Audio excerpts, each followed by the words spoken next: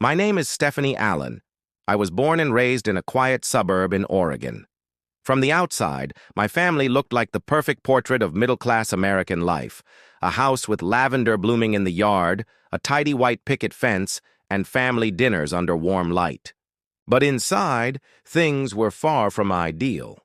As the firstborn to my parents, Mark and Linda Allen, I was brought into a world of expectations. My father, a software engineer obsessed with logic and structure, dreamed of raising a prodigy.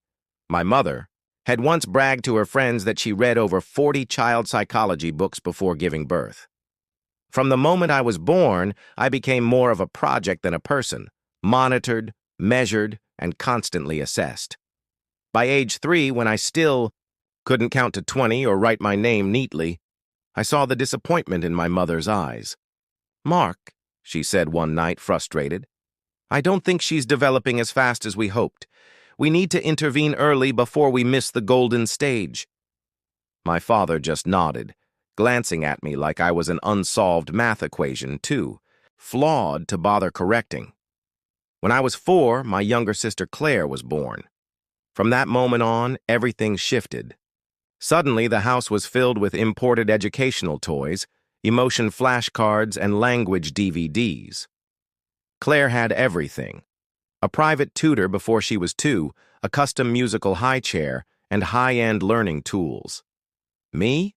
I had dollar store workbooks, a pencil worn down to the eraser, and constant reminders to try harder.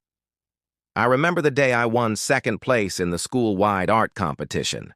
I ran home, heart pounding with pride, clutching my painting. Mom barely looked up. "Claire, read a whole short story today," she said flatly. Dad didn't say anything. He was too busy installing a new logic board for Claire's enrichment playroom. By the time I was 8, I had learned to expect nothing. No praise, no pride, just the quiet acceptance that I was background noise to Claire's spotlight. The breaking point came when I turned 12. I had my own room upstairs, a small sanctuary where morning sunlight filtered through the forest behind our house. It was my safe space.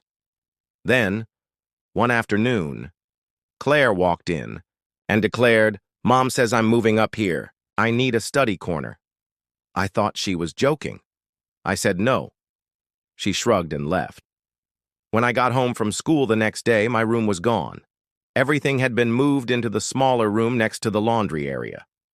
Claire's name now adorned the door of my former space. I stood in my new room, small, cold, and unfamiliar, choking back tears.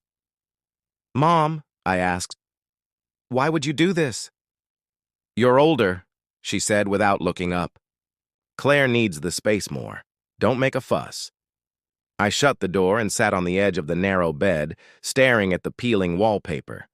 For the first time, I understood what I was in that house. An afterthought. Despite being the firstborn, my entire life became defined by being second.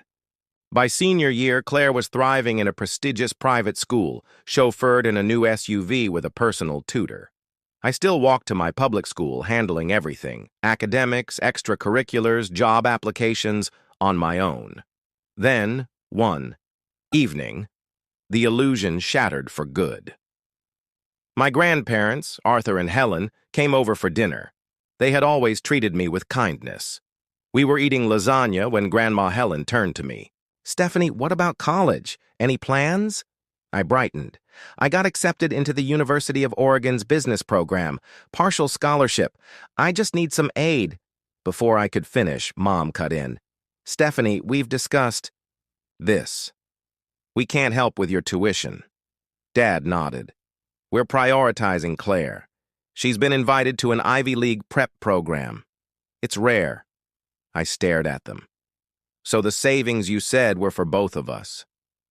"Claire has real potential," Mom replied.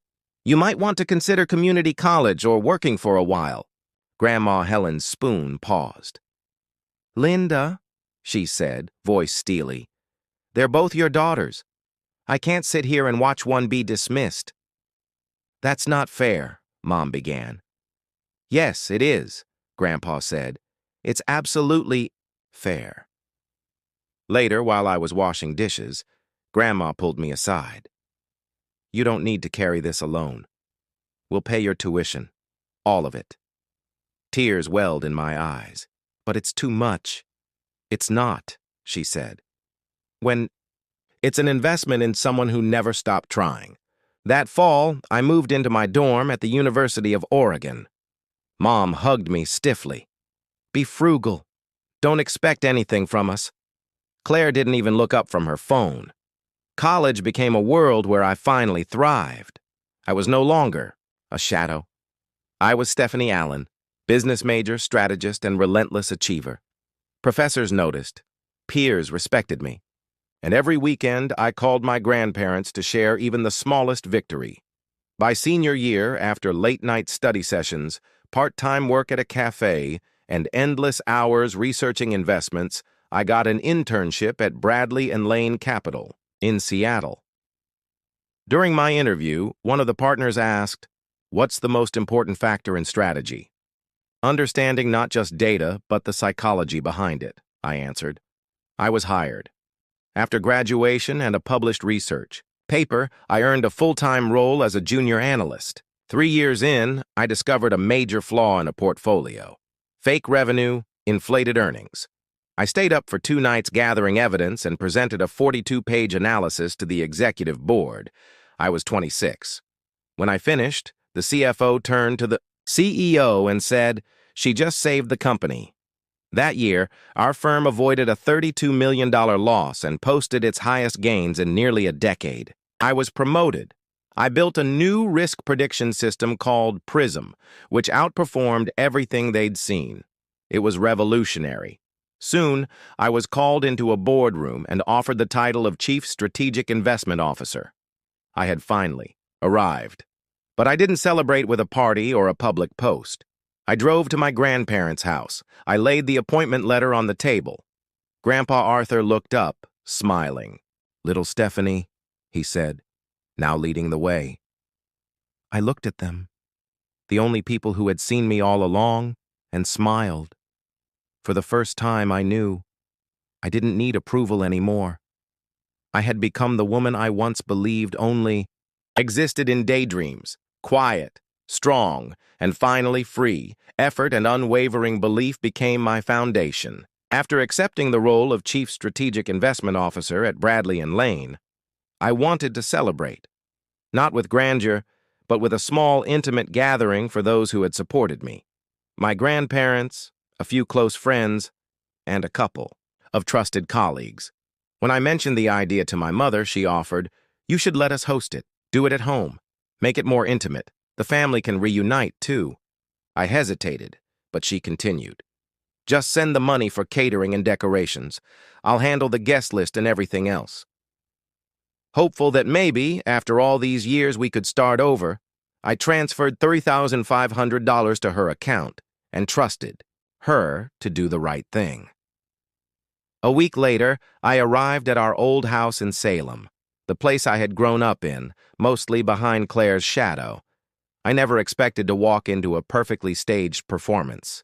White orchids adorned the dining tables, golden ribbons spiraled up the staircase, and gourmet dishes filled the air with rich aromas. My grandparents chatted near the bar. Then Claire descended the stairs in a red satin dress beside a polished man I didn't recognize. Before I could even raise my glass to speak, my mother stood up, beaming. "Dear family," she announced, "we're here today not just to reconnect, but to celebrate something special. Claire and her boyfriend Andrew are officially engaged." Applause broke out. I stood frozen. I turned to my mother, but she looked past me like I was just another guest. As I stepped forward, my father intercepted me, gripping my wrist. "Don't ruin this," he muttered. "If you make a scene, don't expect anything more from this family. No contact, no inheritance." I pulled away. I wouldn't stay silent anymore. I walked to the center of the room and raised my glass. "Excuse me, everyone, just a moment." All eyes turned. This event was planned to celebrate a major milestone in my life. I was recently named Chief Strategic Investment Officer at Bradley and Lane. I sent the money for this gathering. My mother agreed to organize it. She never once mentioned it would be turned into an engagement party. Gasps and murmurs followed. I'm not against Claire's engagement, I continued, but I won't stay silent while my family erases me from my own celebration. Again. Andrew turned to Claire, confused. You said this was just a family gathering. Claire looked flustered. I was going to tell you, I just used your sister's money for your big reveal, he cut in. He set down his glass and walked out. Claire ran after him, but the door shut before she could reach him. The room fell silent. You should know your place, my father said, seething. This is still our home. No, I replied. This is a place built on favoritism. It's not a home, not for me. I turned to my grandparents. Grandma Helen's eyes were misty, and Grandpa Arthur took my hand. I don't need the rest of this family to know who I am. I walked toward the door, the same one I had left years ago. But this time, I held my head high. Andrew left. Claire stood stunned, alone on the porch. Inside, my mother's voice rose in rage. You've always been jealous of Claire. You destroyed her moment. I said nothing. Grandma Helen stepped in, calm but stern. Claire made her choices. Don't blame Stephanie. My mother turned on me again. Who do you think you are? I'm someone who's done staying silent. My father, trembling with fury, added, If you leave now, don't expect a place in this family.